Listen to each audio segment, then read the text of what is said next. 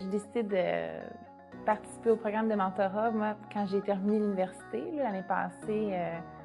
Aussitôt qu'ils sont venus nous en parler, en fait, à l'université, moi, c'est quelque chose qui m'intéressait parce que les objectifs du mentorat, c'est de nous aider dans notre profession, dans le fond. Puis moi, j'ai vu que je commençais en pratique, je me suis dit, pourquoi pas? Qu'est-ce que je perds à l'essayer? Moi, c'est un petit peu ça que je me disais.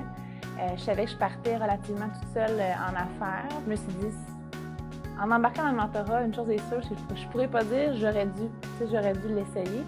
Que je vais l'avoir essayé. Fait que moi, je voyais ça un petit peu comme mettre toutes les chances de mon côté. En plus de ça, je me dis, un mentor, c'est quelqu'un qui a beaucoup d'expérience dans le domaine dans le domaine de la chiropratique, mais aussi dans le domaine des affaires. En général, les gens ont eu des jeunes cliniques, des trucs comme ça. Puis à l'école, ils nous apprennent à être des bons chiropraticiens, c'est ça l'objectif. On sort de l'école, on n'a pas beaucoup d'expérience, mais on a quand même le bagage pour ça, sauf que le mentor, lui, peut nous apporter, oui, si on a des cas plus compliqués, on n'a plus de cliniciens rendus en pratique, on n'a plus, les collègues sont moins accessibles, même s'ils sont quand même.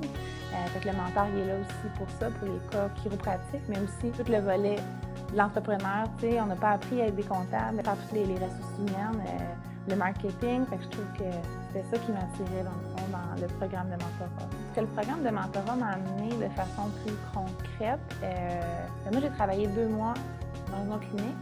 Un jour, j'ai décidé que j'ouvrais ma clinique.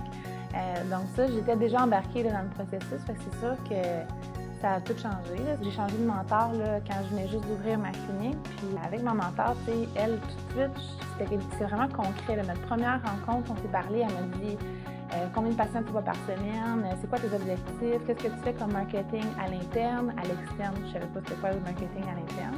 En partant, j'ai vu tout ça, j'avais des trucs à apprendre. Puis moi, c'est ça que j'ai adoré de cette mentor-là. Vraiment, c'était super concret.